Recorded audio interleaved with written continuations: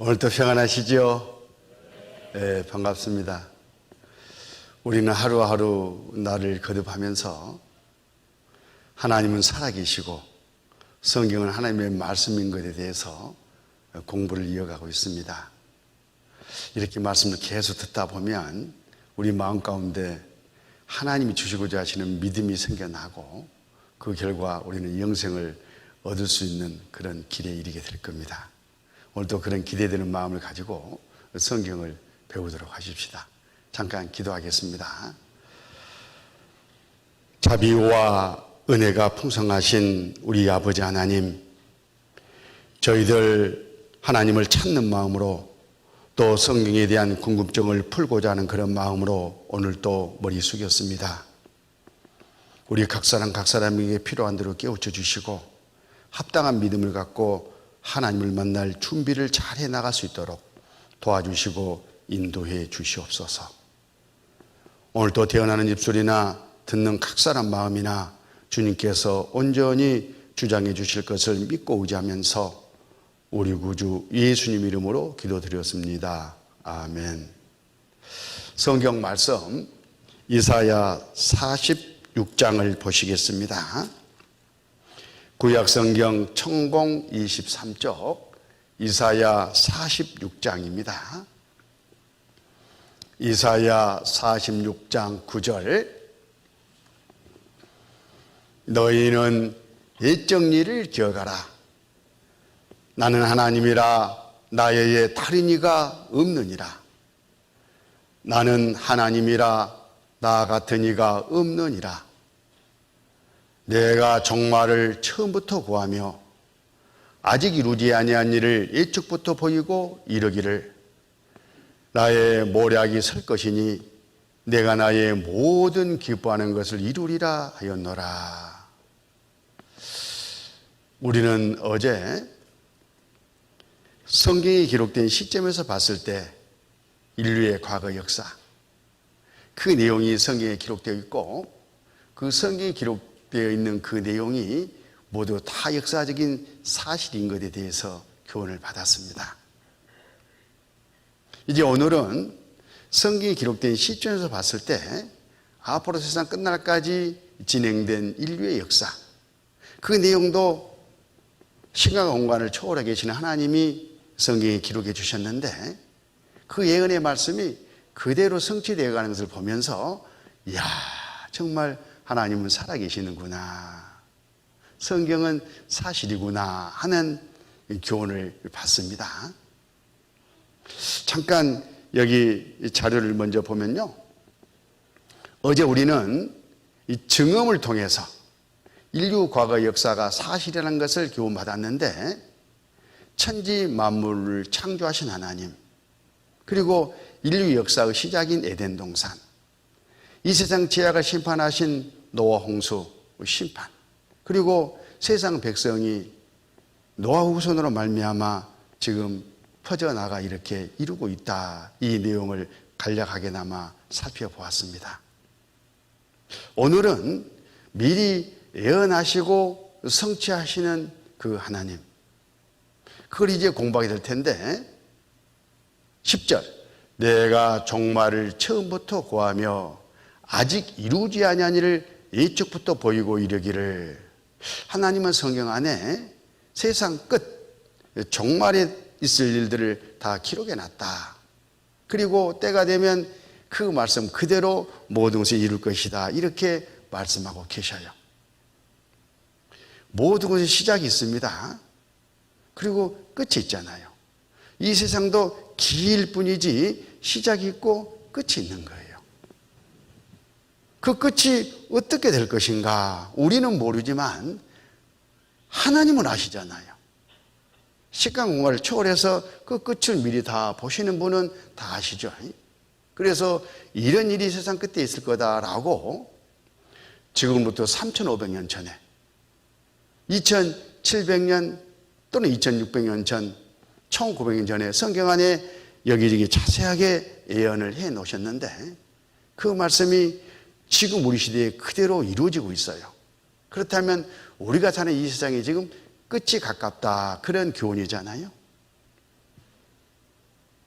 이 말씀은 바로 하나님이 우리에게 피할 길을 예비해 주시기 위해서 세상 끝을 말씀해 놨다, 그런 의미를 담고 있어요.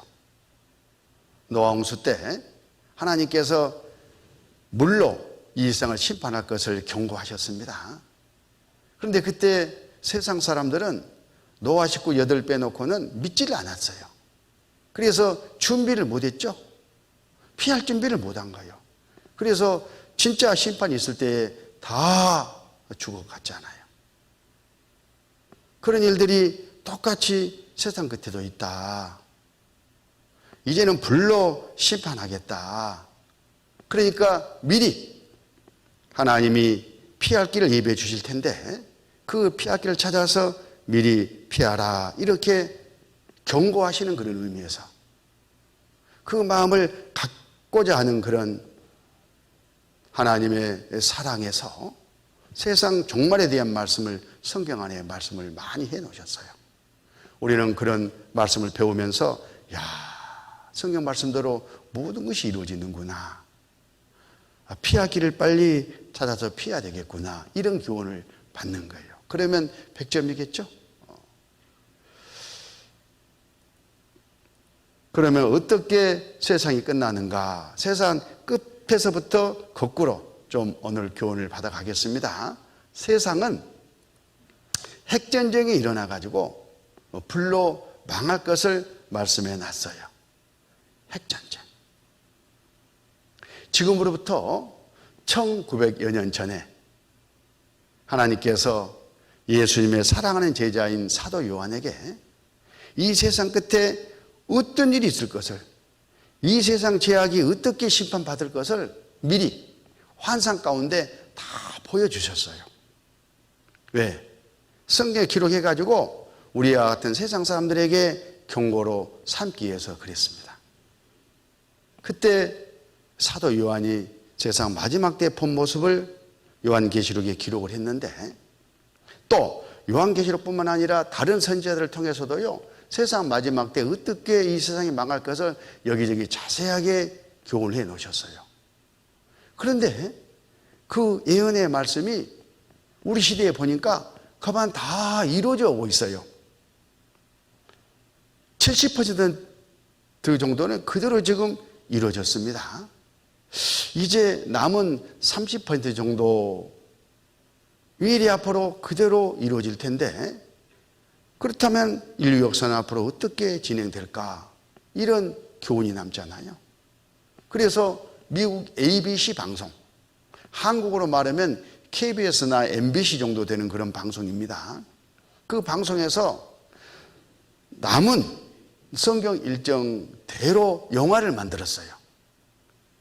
뭐 하자고? 피할 길을 찾자고. 그리고 그 영화가 오래전에 우리나라 MBC 방송에서 성탄 특집으로 방영된 적이 있었는데, 그때 저는 직접 봤어요. 가슴을 쓸어내렸습니다. 진짜 저런 일이 있을까? 궁금해하면서. 나중에 성경을 공부해 보니까 진짜 이런 일이 있더라니까요. 그 영상을 먼저 한번 보실까요? 요한, 세베대의 아들이자 예수의 사랑하는 제자였죠. 요한은 만모섬에서 말년을 보냈습니다. 거기서 요한은 이해할 수 없는 환상을 보았습니다. 사도 요한에게 환상으로 나타난 계시는 대개가 끔찍스럽습니다.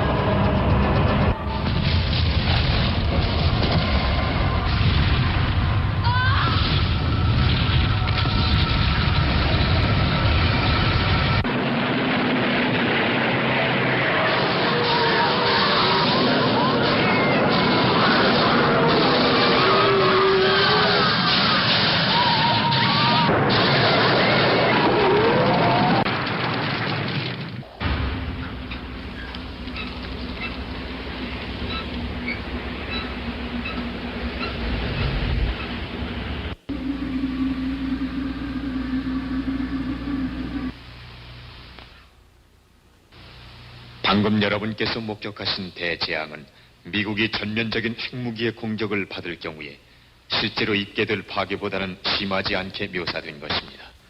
이 영화를 통해서 본 ABC 방송은 이러한 사건을 시작한 즉 얘기나 피할 수 있는 방법은 다루지 않았습니다. 이 영화가 지구상의 국가들과 국민 그리고 그 지도자들로 하여금 운명의 날을 피할 수 있도록 하는 계기가 마련될 수 있기를 진심으로 바라는 바입니다.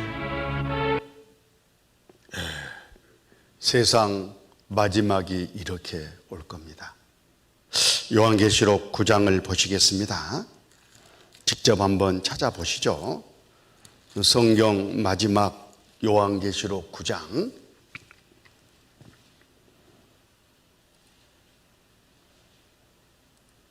요한계시록 9장 17절. 이같이 이상한 가운데 그 말들과 그 탄 자들을 보니 불빛과 자줏빛과 유황빛 흉갑이 있고 또 말들은 머리는 사자머리 같고 그 입에서는 불과 연기와 유황이 나오더라. 1900년 전에 기록된 말씀입니다. 그런데 이 내용을 보면 우리 시대의 아까 그 전쟁 모습을 그대로 묘사하고 있잖아요. 요한이 본 것이 바로 아까 영상에서 봤던 그거예요. 근데 그 당시에 이런 것을 리얼하게 표현할 수 있는 용어가 없어요. 그래서 그 당시에 전쟁 용어를 빌어다가 이 말씀을 기록을 했는데 이 내용이 자세히 보면 전쟁인데 어떤 전쟁이에요? 불빛과 자줏빛과 유황빛 흉갑이 있고 불과 연기와 유황이 나오더라. 우리 시대의 전쟁이잖아요. 성경은 그런 책이에요. 어떻게 사람 생각으로 이런 말씀을 기록할 수가 있겠습니까? 하나님이 보여주시고 기록해라 해서 기록된 말씀인 겁니다. 이때 어떤 일이 있느냐? 거기 18절 요한계시록 9장 18절 이 세상 곧 저 입에서 나오는 불과 연기와 유황을 인하여 사람 3분의 1이 죽임을 당하니라. 이 세상 모든 사람의 3분의 1이 그 어떤 핵전쟁에서 1차 죽임을 당하더라. 그런 말씀이셔요. 무슨 전쟁이겠습니까? 핵전쟁이죠. 핵전쟁 아니고는 이런 말씀을 이해할 수가 없습니다.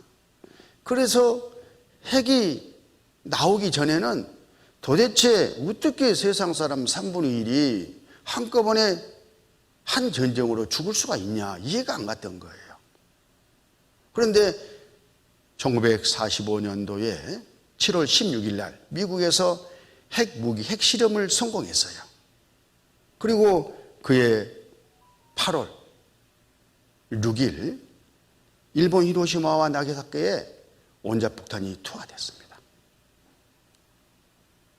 그 모습을 지켜보고 세상 사람들이 세상은 이렇게 망하게 됐구나. 성경은 사실이구나. 이렇게 믿을 수가 있었습니다. 지금은 세상을 100번이나 불태워버리고 남을 그런 핵무기가 만들어져서 핵전쟁만 기다리고 있다는 보도를 우리는 신문에서 계속 접하고 있습니다. 또 이 전쟁이 핵전쟁이라는 것을 성경에서 예언해 주셨는데 구약성경 스가랴 14장 12절 예루살렘을 친 모든 백성에게 이 전쟁이죠.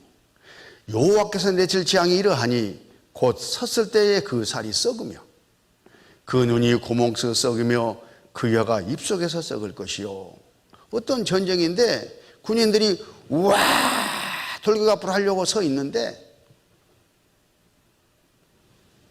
눈이 썩어내려요. 혀가 썩어내려요. 몸이 그냥 쏙 썩어내려버리더라. 번쩍하더니만 뼈만 우두둑 떨어졌겠죠. 이게 뭘까? 이 말씀을 핵을 연구하는 핵물리학자들이 보면 야 이건 핵 방사능이잖아. 픽폭이잖아. 어떻게 핵전쟁에 대한 이야기가 지금으로부터 2600년 성경에 기록될 수가 있을까? 야, 이상하다. 이렇게 고개를 저어요. 하나님이 우리에게 경고를 하시기 위해서 또 예언하시고 그 말씀이 그대로 이루어지는 것을 말씀하시기 위해서 성경은 하나님의 말씀이라는 것을 깨닫게 하기 위해서 이런 말씀을 기록해 주시고 그때가 되니까 말씀대로 이루어지는 거예요. 사람 몸은 3분의 2가 물이라잖아요. 그런데 핵 방사능 있죠? 그건 물을 만나면 그대로 썩어져요. 썩어내린다 그런 뜻입니다. 그래서 사람 몸은 겁한 물로 되어 있기 때문에 방사능을 쏘면 바로 썩어내립니다. 미국에서 그런 실험을 해봤어요. 방사능에 인체는 썩어 들어간다. 사형수를 가지고 실험을 그때 했습니다. 방사능을 이 젊은 사람에게 쏘이자마자 이렇게 한순간 썩어내려요. 우리에게 믿을 증거를 줘서 고맙긴 한데 이러면 안 되죠. 아무리 사형수라고. 그래서 난리가 났어요. 미 방사능 인체 실험 600여 명에 800의 실시 많이도 했습니다. 인권 문제가 제기되고 난리 나가지고 지금은 그렇게 안 해요. 세계 핵력 히로시마 원폭우 130만 배. 엄청납니다. 히로시마에 떨어졌던 원자폭탄 이력의 130만 배나 되는 핵무기가 만들어져 가지고 쓰일 날을 기다리고 있다. 그런 뜻이잖아요. 이것이면 인류를 100번을 멸망시키고 남는답니다. 도시가 연기처럼 사라진다. 우리는 이런 시대를 지금 살아가고 있는데 성경은 이미 1900년 전에 2600년에 이 말씀을 하시고 계시잖아요. 성경은 하나님의 말씀입니다. 성경은 사실이다.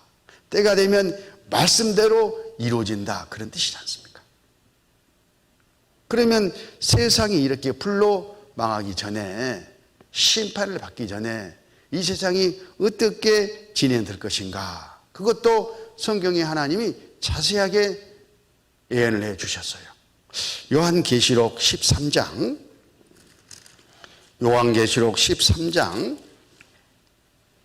4절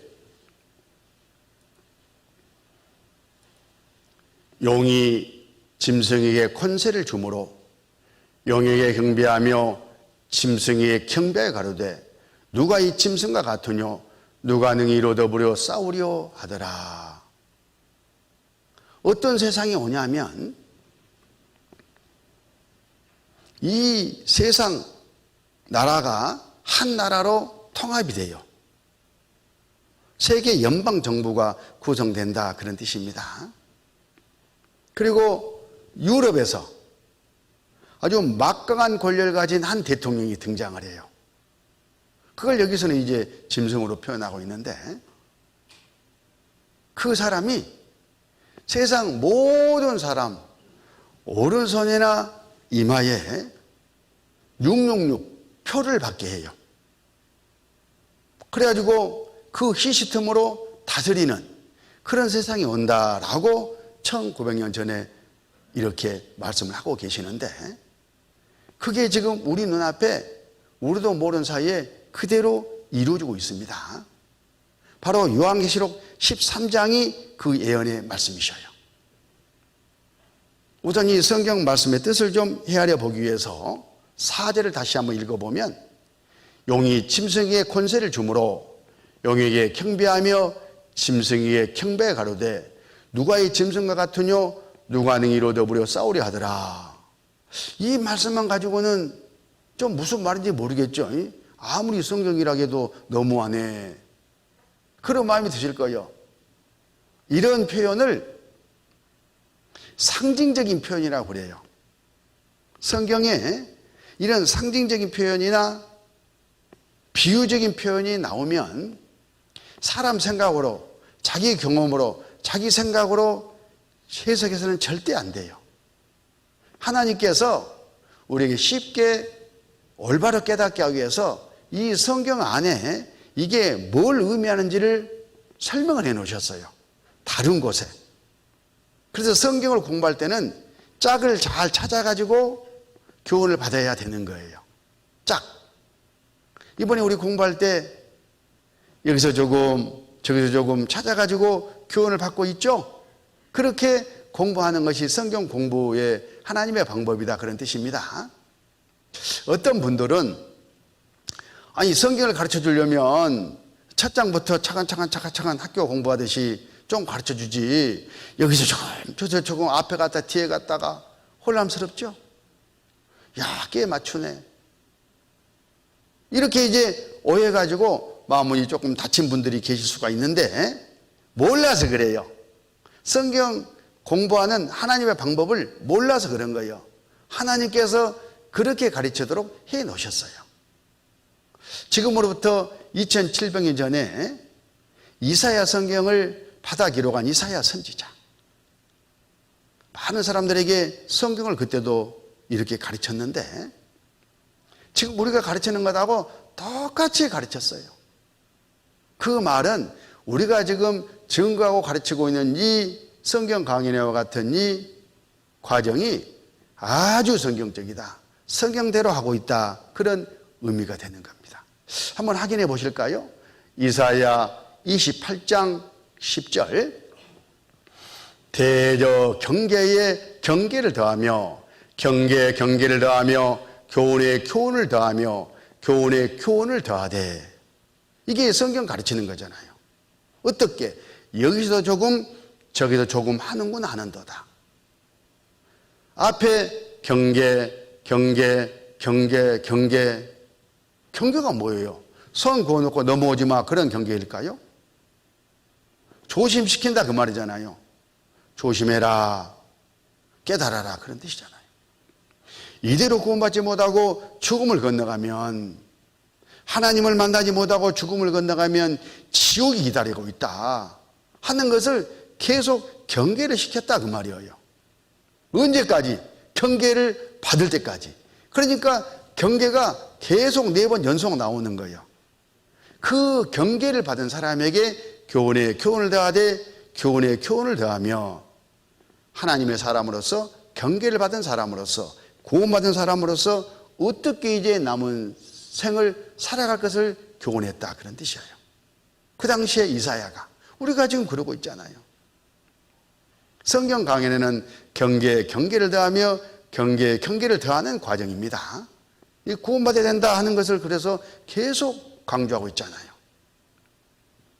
여기서 조금 저기서 조금 짝을 찾아서 가르치는 가운데 경계를 지금 시키고 있습니다. 맞죠? 거 봐요. 알고 보니까 이야, 믿음이 가네, 그렇게 되잖아요. 이사야 34장 16절, 너희는 여호와의 책을 자세히 읽어보라. 성경을 공부할 때 자세하게 해야 되는 겁니다. 대충 설렁설렁 3, 40분 가지고 되는 일이 아니에요. 자세히 읽어보라. 이것들이 하나도 빠진 것이 없고 하나도 그 짝이 없는 것이 없으리니 이는 여호와의 이를 명하셨고 그의 신이 그것들을 모으셨습니다. 여호와의 책, 하나님의 말씀, 성경책입니다. 자세히 공부해야 되는데 어떻게 공부하냐?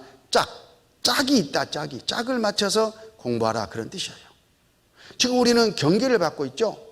구원받기 위해서 참석하고 있습니다. 그래서 성경 안에는, 이 두꺼운 성경 안에는 구원받기에 필요한 말씀만 여기저기 또 쭉 하나님이 말씀해 놨어요. 1600년 동안 그 시대마다 구원받은 말씀을 그때마다 했기 때문에 지금 우리는 전 성경 안에서 구원받은 말씀만 쭉 찾아가지고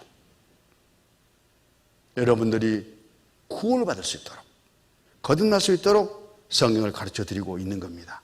여기서 조금 저기 좀 할 수밖에 없잖아요. 그러니까 하루에 2시간씩 해서 일주일 만에 구원받을 수 있지. 응?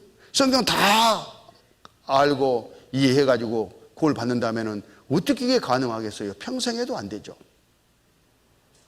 사도행전 11장 14절, 그가 너와 내 온 집에 구원 얻을 말씀을 내게 이르리라 함을 보았다거늘 내가 말을 시작할 때에 성령이 저에게 임하시기를 처음 우리에게 하신 것 같이 하는지라. 여기 보니까 구원 얻을 말씀이 있잖아요, 따로. 그러니까 구원을 받아야 될 사람들에게는 다른 걸 말하면 안 되는 거예요. 구원 얻을 말씀을 성경에서 가르쳐야 돼요.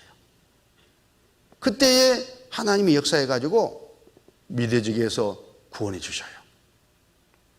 예수님의 수제자인 베드로가 고넬료라는 사람 집에 가가지고 구원받을 말씀을 전했습니다. 지금 똑같은 거예요, 우리하고. 그때 이 사람들이 구원을 말씀을 듣고 구원을 받았다, 그 말이거든요. 우리도 이번에 그렇게 하는 겁니다. 그래서 성경을 배울 때는 뭐가 있다? 짝이 있다. 그러면 여기 용이 짐승에게 권세를 주므로, 이 말씀을 제대로 이해하려면 용이 뭔지, 짐승이 뭔지 짝을 찾아봐야 되지 않겠습니까? 용에 대한 짝은 바로 펴진 성경 한 장만 앞으로 넘기면 요한계시록 12장이 나와요. 거기 구절을 보면 큰 용이 내어 쫓기니 예뺀 것 마귀라고도 하고 사단이라고도 하는 온 천하를 깨는 자라. 땅으로 내어 쫓기니 그의 사자들도 저와 함께 내어 쫓기니라. 이제 보니까 용이 뭐예요? 마귀고만 마귀. 마귀나 사단이나 똑같은 말입니다. 아, 마귀가 짐승에게 권세를 주는구나. 그러면 짐승은 뭐예요? 또 짝을 찾아봐야 되겠죠. 짝을 찾아봐야 되겠죠. 거기 요한계시록 11장을 보십니다. 17장을 보십니다. 17장 11절, 전에 있었다가 시방 없어진 짐승은, 여기 짐승이 나오죠. 8째 왕이니 7 중에 속한 자라. 저가 멸망으로 들어가리라. 다른 건 몰라도 왕이구나. 짐승을 왕이라고 말씀하시는구나. 그 교훈을 받았죠. 그럼 이런 이제 지식을 가지고 원래 우리가 공부하고자 한 요한계시록 13장으로 돌아가는 거예요. 요한계시록 13장 4절, 용이 짐승에게 권세를 주므로, 바꾸어서 마귀가 왕에게 권세를 주므로 마귀에게 경배하며 왕에게 경배해 가로되 누가 이 왕과 같으뇨 누가 능히 이로 더불어 싸우려 하더라. 또 왕이 큰 말과 참남된 말하는 입을 받고 또 42달 일할 권세를 받으니라. 이제 이해가시죠? 마귀로부터 막강한 권세를 받은 한 왕이 등장해 가지고, 바빠서 앞에 안 읽었지만은 요한계시록 13장 1절에 나와요. 유럽에서 등장한다. 그래가지고 아주 엄청난 그런 권세와 능력을 부리면서 세상을 다스리게 됩니다. 이 사람을 저 그리스도 그렇게 불러요. 하는 일이 뭐냐? 거기 7절을 보시죠. 요한계시록 13장 7절, 또 권세를 받아 성도들과 싸워 이기게 되고 각 족속은 세상 모든 족속을 말하는 거죠. 각 백성과 방언과 나라를 다스리는 권세를 받으니 죽임을 당한 어린 양의 생명책에 창세 이후로 농민이지 못하고 이 땅에 사는 자들은 다 짐승에게 경배하리라. 세상 모든 사람들이 이 적 그리스도 마귀에게 권세를 받은 왕을 경배하게 될 거다, 그 말이에요. 누구든지 귀가 있거든 들을지어다. 이런 예언을 지금로부터 언제? 1900년에 하나님이 하셨다니까요. 그런데 이 무대가 지금 그대로 준비되고 있어요. 이런 일이 있으려면 세상이 먼저 하나가 돼야 되잖아요. 각 나라가, 정부가 통합돼야 되지 않겠습니까? 통합정부가 지금 준비되고 있다, 그런 뜻입니다. 세계 지도를 이렇게 보면 유럽에서 가장 먼저 시작했어요. 여기서 왕이 나오니까. 자료 보겠습니다. 하나 유럽이 거동친다. 이미 정치적으로 하나가 됐어요. 하나 유럽 거대한 첫발 1998년도 신문입니다. 그때 하나 돼보자 하고 유럽 지도자들이 모여가지고 결의를 했어요. 하나된 유럽 초129 시동 2004년 신문입니다. 본격적으로 시작이 됐다 그런 뜻이죠. 그리고 2009년 11월 EU 정치통합 마지막 걸림돌 사라졌다. 체코슬로바키아가 끝까지 반대를 했는데 그래 우리도 할게 승복하는 순간에 그 해가 지나가기 전에 유럽이 통합됐습니다. 그때 판논파이 벨기에 총리가 첫 유럽 대통령으로 선출이 됐어요. 이 사람입니다. 그런데 그러면 이 사람이 요한계시록 13장에서 말한 그 짐승이냐? 그렇지가 않아요. 이 유럽 이 공동의장 임기는 2년이에요. 2년. 지금 상당히 지났으니까 다 계속 2년 만에 한 번씩 바뀌었습니다. 그러다가 어느 때가 되면 성경에서 예언하신 그 짐승, 그 왕이 한 사람 등장할 거예요. 많은 준비와 무대가 이루어진 다음에 그게 이루어지겠죠. 그런데 지금은 그 진행 과정이다 그런 뜻입니다. 유럽만 하나 돼서 되냐? 전 세계가 하나 돼야 되니까요. 1차적으로 각 대륙이 하나의 정부를 지금 추진하고 있어요. 아시아는 아시아대로, 아프리카는 아프리카대로, 남북 아메리카는 남북 아메리카대로, 오세아니아주는 오세아니아주대로 하나의 정부가 딱딱딱 5대양 6대주 만들어지고 나서 6개 그 대륙 정부가 야 우리 하나로 하자 하면은 세계 정부가 등장하는 겁니다. 그 준비가 되고 있어요. 자, 아시아 진행상을 잠깐 보면 아시아팬 이후 목표 16개국이 뭉친다. 노무현 대통령님 시절에 중국 총리, 일본 총리, 인도네시아 대통령 이런 사람들이 모여서 다 사인을 끝냈어요. 그리고 계속 지금 진행되고 있는 겁니다. 알게 모르게. 아시안 10국 경제 공동체 창설했다. 그러려면 우리가 경제부터 하나가 돼야 될 거 아니냐. 그래서 각 나라마다 지금 개방 정책을 쓰고 있지 않습니까? 2019년에 한 아시안 특별 정상회의를 부산에서 열었어요. 문재인 대통령님 시절이죠. 지난 30년을 넘어 새로운 30년의 미래 발전 비전을 제시했다. 다른 게 아니에요. 미래 발전이란 게 뭐겠어요? 우리가 하나 되자. 결국은 성경 말씀이 그대로 이루어지는 거예요. 아프리카는 어떨까? 건너가 봐야 되겠죠? 아프리카 이유식 재편 시동 걸었다. 아프리카 단일 정부 첫 단추 꿰다. 정치 지도자들 건립 합의, 출범까지는 적지 않은 난관. 물론 뭐 반대하고 데모한 사람들이 생겨나죠. 그렇지만은 성경에 뭐라고 돼 있어요? 세계 정부가 들어서야 되기 때문에 틀림없이 아프리카도 하나의 정부가 구성됩니다. 그리고 또 오세아니아주, 이 대륙도 이미 호주, 뉴질랜드 단일통화 공론화. 우리는 돈부터 하나로 하자. 뭐 나라가 많지도 않고 천천히 이렇게 시작했어요. 물 건너 남아메리카. 브라질 아리엔 대통령이요. 우리도 이후 번떠가지고 하나 돼보자 하고 의견을 내자마자 만들자. 이후 남미판 이후 남미국과 연합 출범했다. 12개국 참가. 이렇게 지금 진행되고 있잖아요. 그럼 북미는 어떠냐? 북미는 캐나다, 미국, 멕시코가 주축입니다. 근데 이 북미는 좀 특별나요. 미국이란 나라가. 공론화 시켜가지고 우리가 하나가 되자 그러면 난리가 나요. 사공이 많으면 어디로 간다고 배가? 산으로 가버려, 산으로. 그걸 뻔히 알아. 통합은 해야 되겠고 배는 산으로 가게 생겼고 야 우리 몰래 하자. 그래서 캐나다 총리 미국 부시 대통령, 멕시코 대통령 세 사람이 모여가지고요. 극비리에 사인해버렸어요. 그리고 극비리에 돈까지 다 찍어놨어. 자기들끼리 쓸 돈. 아메로라는 돈입니다.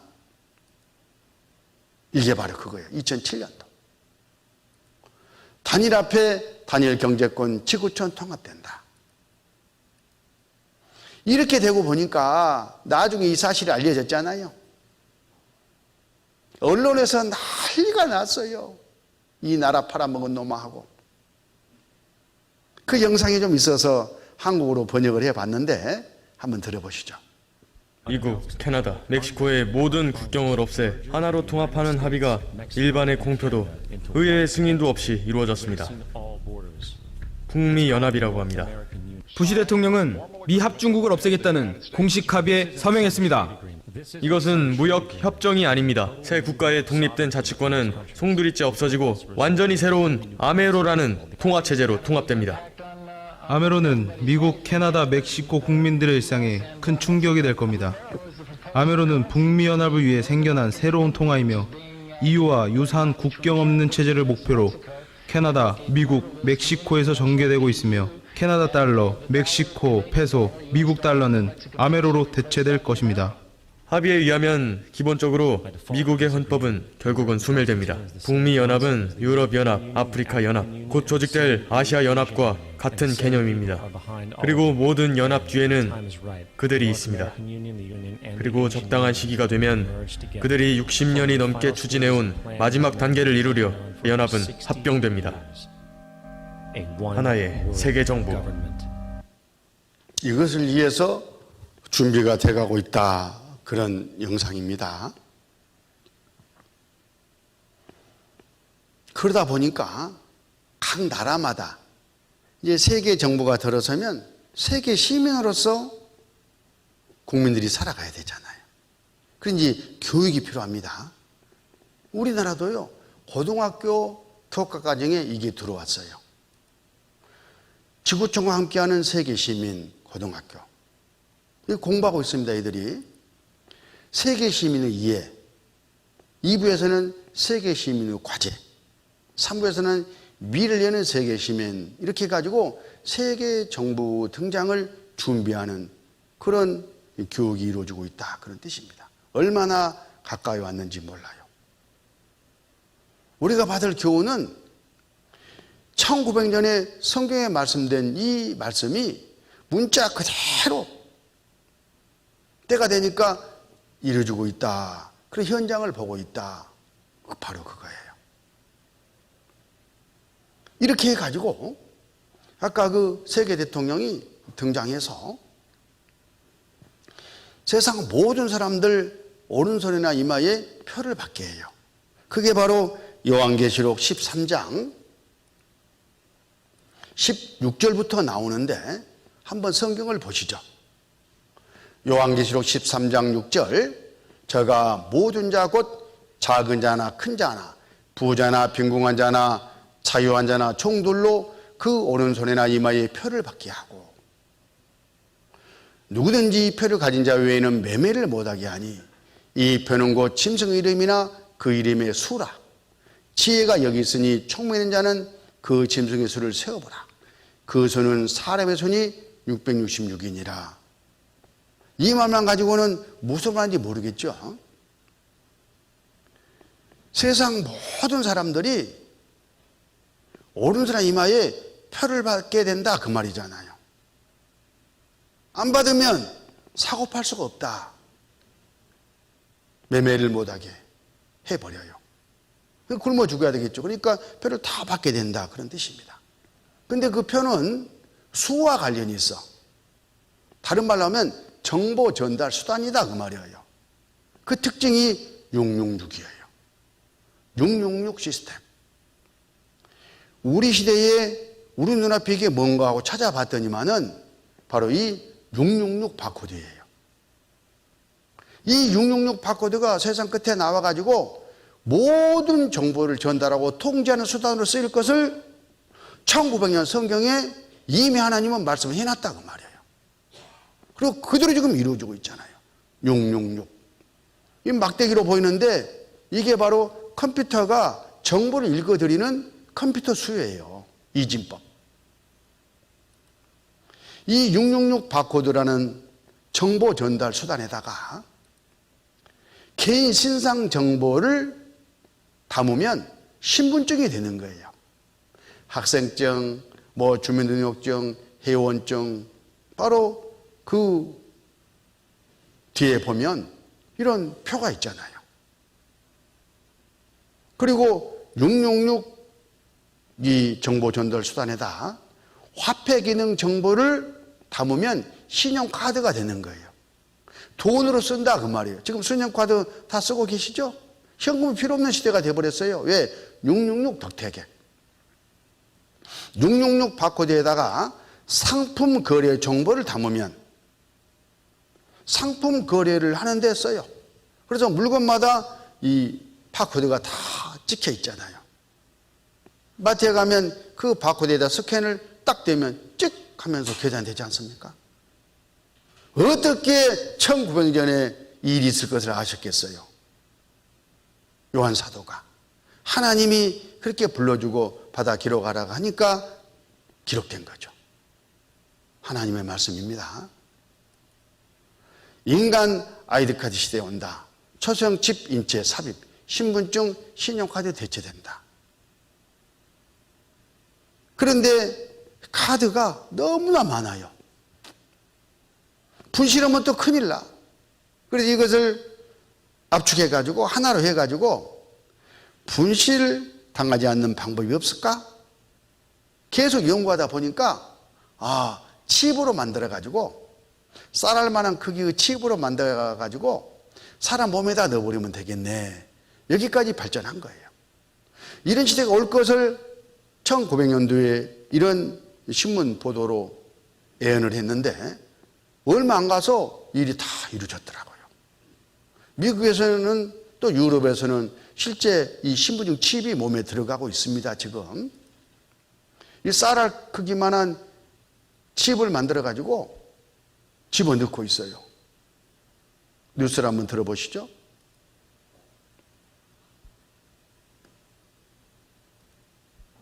(8월 12일) 지구촌 리포트입니다. 네, 지갑 속에 넣어둔 주민등록증이나 신용카드 등이 없어졌을 때 몹시 당황스럽죠. 신상에 관한 모든 개인정보를 조그마한 칩에 입력해서 우리 몸에 집어넣으면 신분증을 갖고 다닐 필요가 없어지는데요.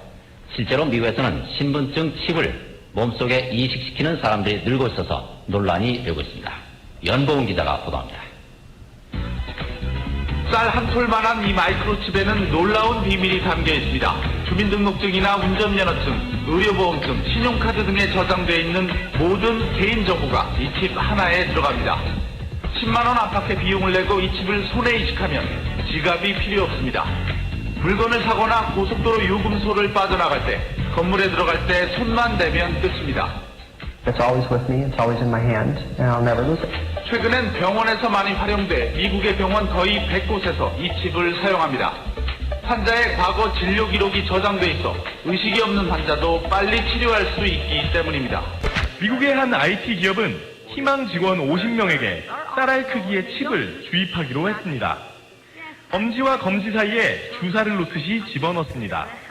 It's the next thing that's inevitably going to happen and we want to be a part of it. 출퇴근 관리와 물품 구매를 편리하게 할 수 있게 돼 업무 자율성이 높아질 거란 설명입니다. 영국 BBC는 반은 인간, 반은 걸어다니는 신용카드가 되는 것이라고 비유했습니다. 스웨덴에서는 이미 2만 명이 칩을 이용하고 있습니다. 잠금 장치에 손을 갖다 대 문을 열고 복사기를 작동시킵니다. 이런 효율과 편리의 이면에 숨겨진 부작용을 제기하는 지적도 잇따르고 있습니다. JTBC 연지환입니다. 너무나 가까이 와 있죠. 자, 요한계시록 13장 16절 우리 다 같이 한번 읽겠습니다. 저가 모든 자 곧 작은 자나 큰 자나 부자나 빈궁한 자나 자유한 자나 종들로 그 오른손이나 이마에 표를 받게 하고, 어디에 표를 받게 한다고요? 오른손이나 이마에. 아까 그 칩은 내 개인 신상, 재산, 모든 정보가 다 들어가잖아요.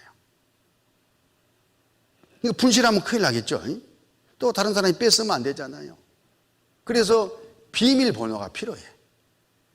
몸에 심기는 심어야 되겠는데 몸 어디 위치 중에 비밀번호로 쓸만한 곳이 어딜까 하고 다 찾아보니까 오른손이나 눈 홍채였습니다. 이 오른손은 사람마다 그 동맥 구조가요 다 다르답니다. 그래서 개인 비밀번호로 쓸 수가 있죠.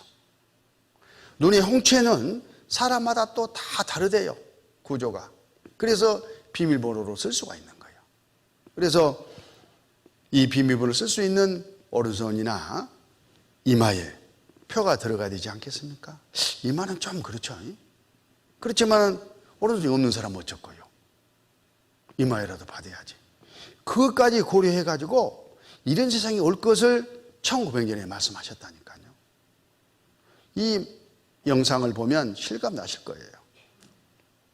신분증을 놓고 가서 헛걸음하신 적 한 번쯤은 있으실 텐데요. 이제 손가락의 지문은 물론이고 눈동자의 홍채, 손바닥의 정맥으로 본인 확인을 할 수 있게 됐습니다. 한마디로 생체 신분증 시대가 온 건데요. 성승환 기자입니다. 거리 곳곳에 설치되어 있는 특수장치들. 눈동자의 홍채 정보를 인식해 사람을 구분합니다. Hello, Mr. Yakamoto. Welcome back to the Gap. 사람의 고유 신체 정보를 이용하는 이른바 생체 인식 기술. 더 이상 공상과학 영화 속 이야기가 아닙니다. 한시중은행은 신분증 대신 이 홍채 정보를 통해 본인이 맞는지 확인하는 핀테크 기술을 적용했습니다. 홍채는 모양이 평생 변하지 않고 다른 사람과 같을 확률이 0%에 가깝다는 점에 착안한 겁니다. 최근 예비인가가 난 인터넷 전문은행 K뱅크도 홍채 인식 시스템 도입을 준비하고 있습니다. 또 다른 은행은 본인 인증 수단으로 손바닥에 있는 정맥 모양을 이용하는 첨단 금융 서비스를 선보였습니다. 현금 출납기처럼 보이는 첨단 기기에 손바닥을 올려놓으면 적외선이 정맥의 실핏줄 모양을 파악해 누구인지를 확인하는 겁니다. 한번 등록하면 신분증 없이 손바닥 정맥 정보만으로 실명 확인이 가능해진 점은 최신 금융기술이 집약된 획기적인 변화라고. 삼성전자는 지문 정보를 이용한 모바일 결제 시스템 삼성페이를 선보인 데 이어 최근 홍채 인식 기술에 대한 특허를 출원한 상황. 하지만 비밀번호와 달리 생체 정보는 바꿀 수가 없는 만큼 유출을 막을 철저한 보안 기술이 담보돼야 한다는 지적입니다. 연합뉴스TV 성소환입니다. 17절 누구든지 표를 가진 자 외에는 매매를 못하게 하니 이 표가 없으면 사고 팔 수가 없다 그런 뜻이죠. 이 표는 곧 짐승 이름이나 그 이름의 수라. 자, 여기 영상을 또 봅니다. 매장이 똑똑해진다.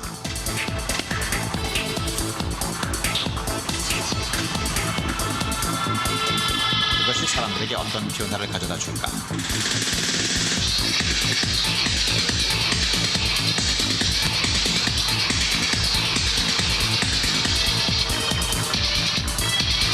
간섭과 간치는 의미를 잃어가고. Excuse me, sir.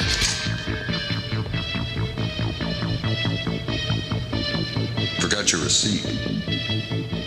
새로운 자유가 허락된다. Have a nice day. 조폭이 와서 물건 집어가니까 말도 못하고 있다 그렇게 생각하셨습니까? 이런 시대가 온다 그 말이에요.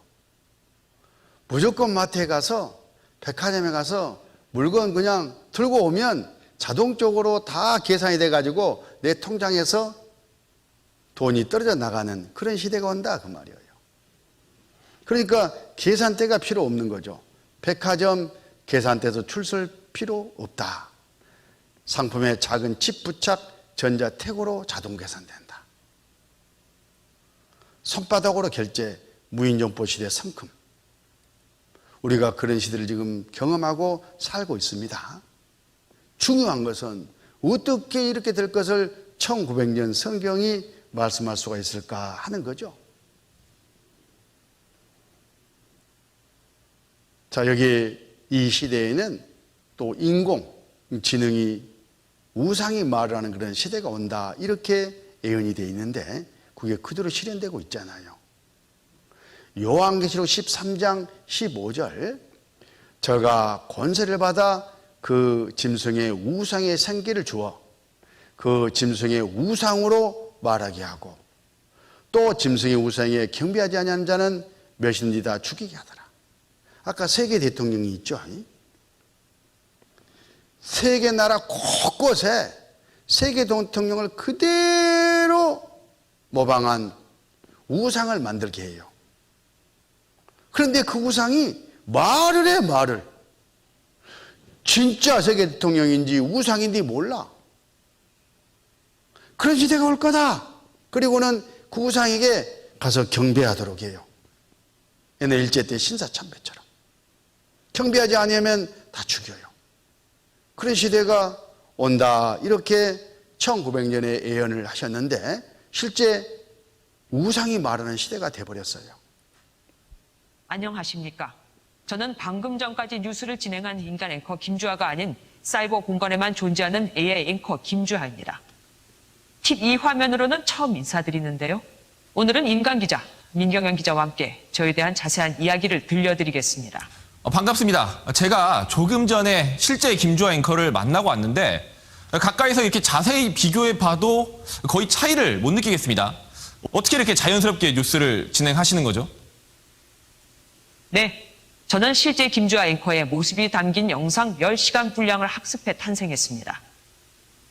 영상에 나오는 목소리, 말투, 표정, 입모양, 동작 정보를 꼼꼼하게 익히는 이른바 딥러닝 과정을 거친 건데요. 새로운 뉴스 원고를 받으면 배운 것들을 응용해 실제 김주하 앵커와 똑같은 모습으로 뉴스를 진행할 수 있죠.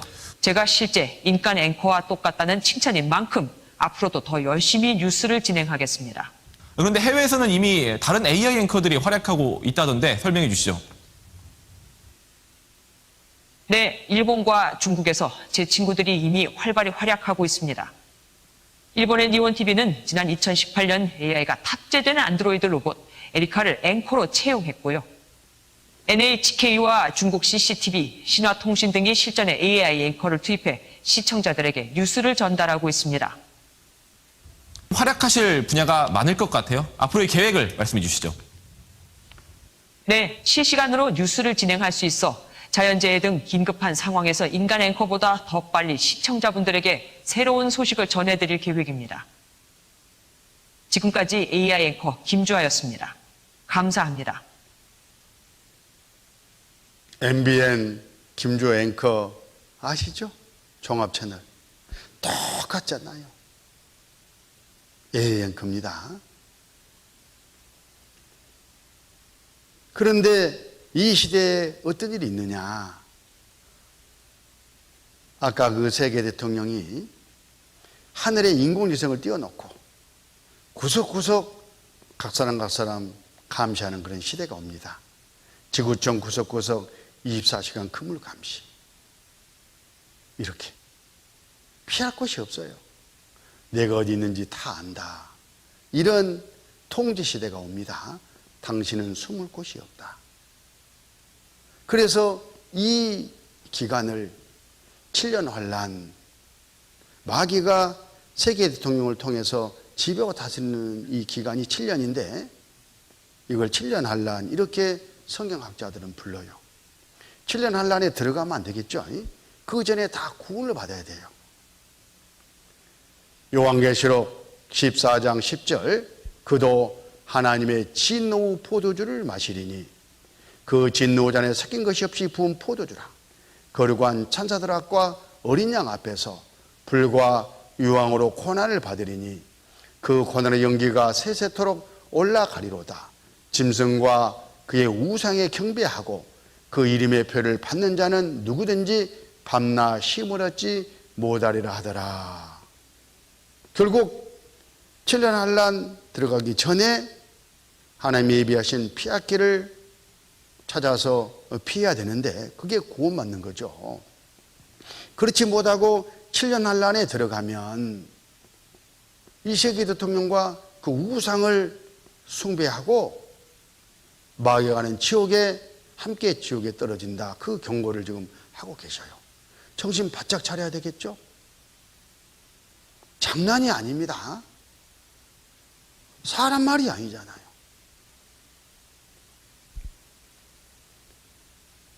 그리고 이 성경에는 세상 마지막 때에 되어질 많은 그런 징조들이 예언이 돼 있어요.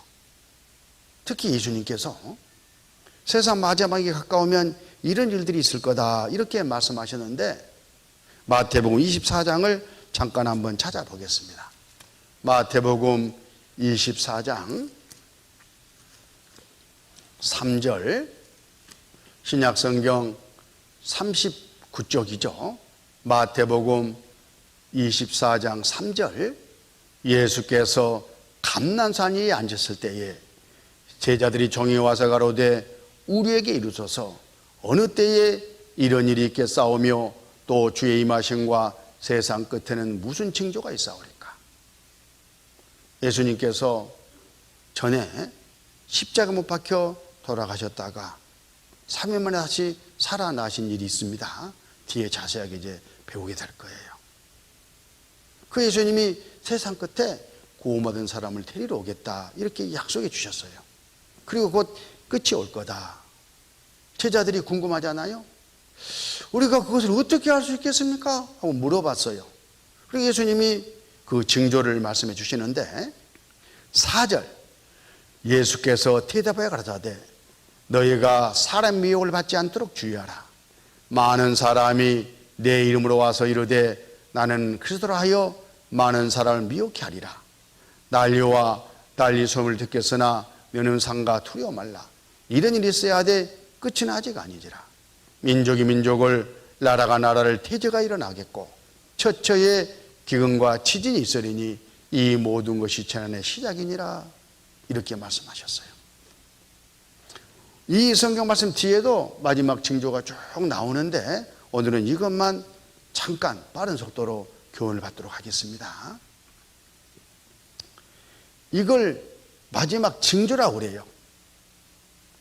성경 다른 곳에도 마지막 징조들이 많이 기록이 되어 있습니다. 거짓 그리스도, 전쟁, 기근, 지진, 질병, 지구가 낡아지고 인륜이 붕괴되고 또 이스라엘이 회복되는 그런 일들이 바로 세상 끝이라는 징조인데 피할 준비를 빨리 하라 그런 의미죠. 가짜 그리스도. 한국에 하나님 20명, 제림에서 50명 있다. 내가 하나님이다 하는 강큰 사람들이 20명이나 된대요.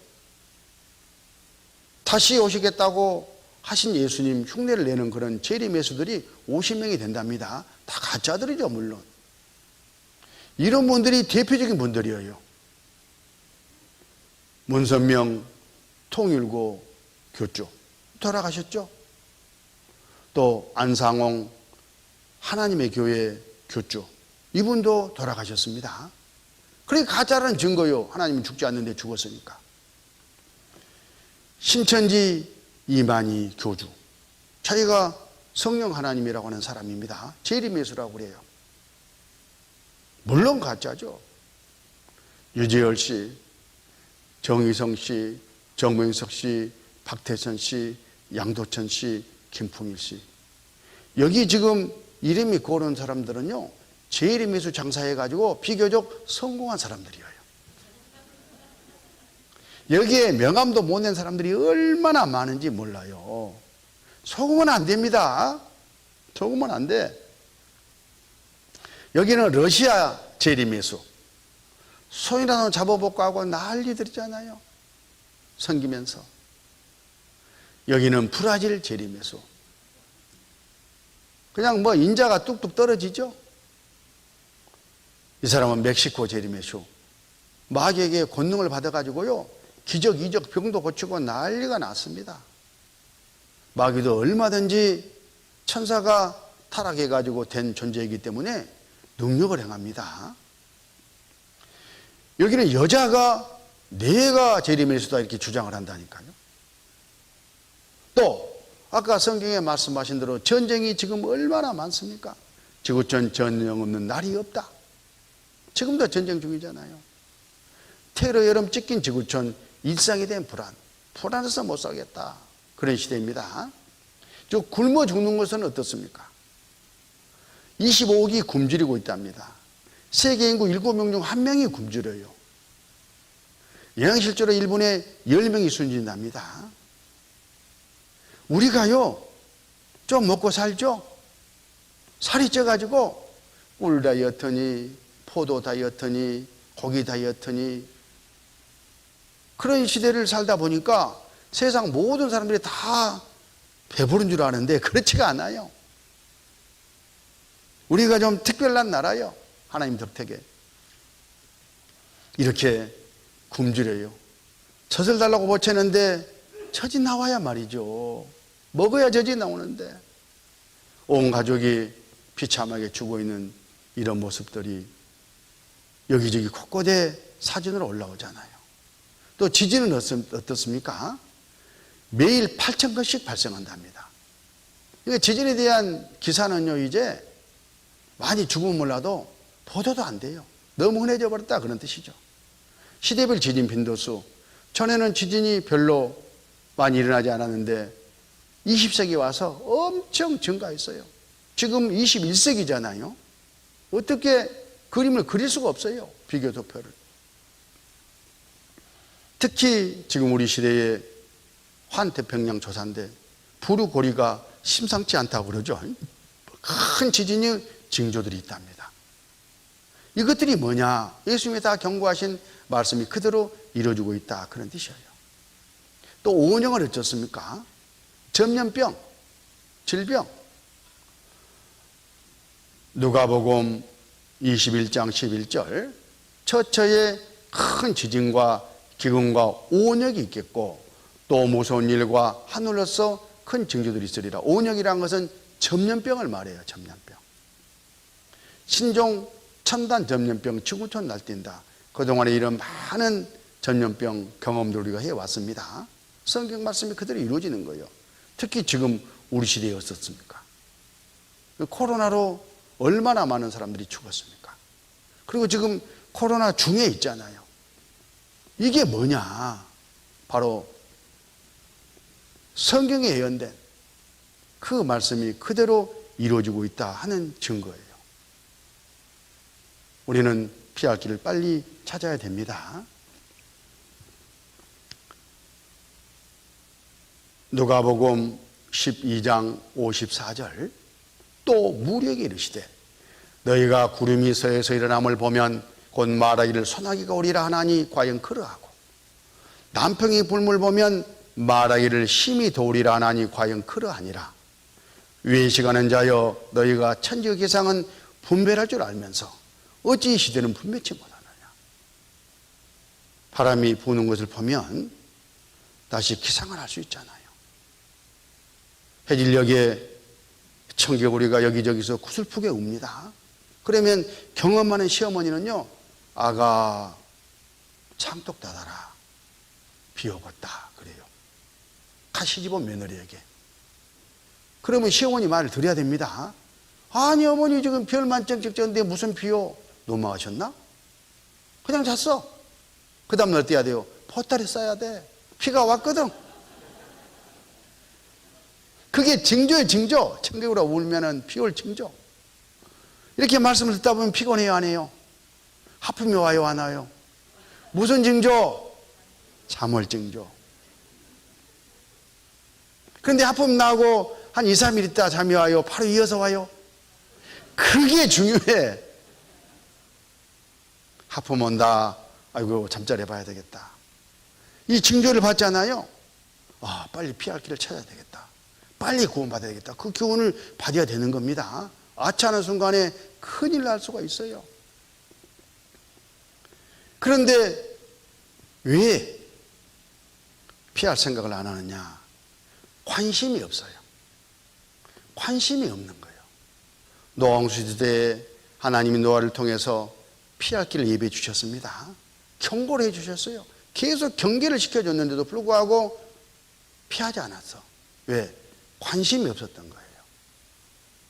마태복음 24장 38절 홍수전의 노아가 방주에 들어간 날까지 사람들이 먹고 마시고 장가들고 시집가고 있으면서 이 세상 사는데 정신이 팔려가지고 홍수 나서 저희를 다 매력기까지 깨닫지 못했으니 인자의 마음도 이와 같으리라. 우리 시대 사람들이 그렇다 그 말입니다. 왜 깨닫지 못할까?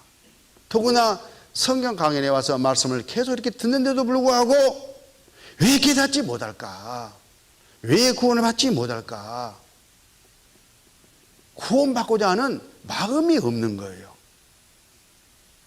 마음을 딱 결단하고 구원받았다 이렇게 정하고 드려야 되는데 그냥 듣는 거예요. 옆구리 찔려가지고. 그러니까 안 깨달아지는 겁니다. 진심을 가지고 하나님께 찾는 마음으로 말씀을 듣는 것이 너무 중요해요. 이 성경은 누구에게나 다 기회를 주셔요. 열려있다 그런 뜻입니다. 그러니까 누구나 다 구원받고 싶고 또 진리를 찾으면 다 찾도록 해놨어요. 그런데 비밀성을 갖고 있어요. 숨겨놨다 그 말이요. 성경을 봐도 안 깨달아져. 왜? 비밀성을 갖고 있기 때문에. 누구에게만? 진리를 찾는 사람에게만, 구원받고 하는 사람에게만 이게 깨달아져 가지고 구원이 받아지도록 하나님이 그렇게 해놨어요. 그래서 먼저는 성경을 배워야 되고 두 번째는 성경을 배우되 마음을 열고 진짜 구원받아야겠다 마음을 정하고 말씀을 드려야 된다 그런 뜻입니다.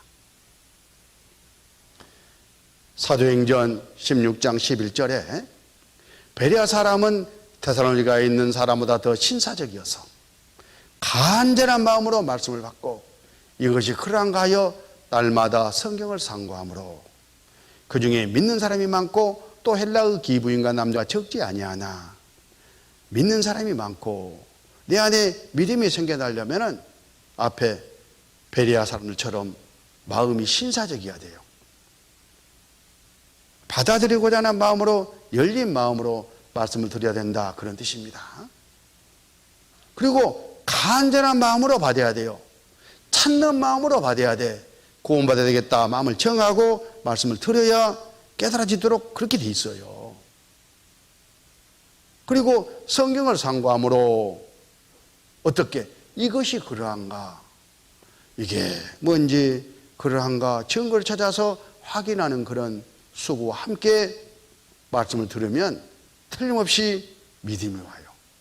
구원을 받게 된다 그런 뜻입니다. 많은 사람들이 믿는다고는 해요. 근데 그 믿음도 여러 가지입니다. 아무런 과학적 합리적인 근거도 없이 맹목적으로 믿는 미신이 있고 옳고 그름을 가리지 않고 덮어놓고 믿는 맹신이 있고 신앙이나 사상 따위에 대하여 이성을 잊고 아주 무비판적으로 광적으로 받아들이는 광신이 있고 또 사실에 근거해 가지고 아 그렇구나 믿는 확신이 있는데 하나님이 인정하시는 믿음은 확신만 인정하셔요. 근데 확신은 어떻게 옵니까? 증거와 성취함을 통해서 증거를 보고 그렇구나 믿었을 때에 확신이 오도록 그렇게 해놓으셨어요. 우리는 지금 이 확신을 갖기 위해서 성경을 공부하고 있습니다. 이런 사전 지식을 가지고 10년 쉬었다가 또 공부를 이어가도록 하십시다.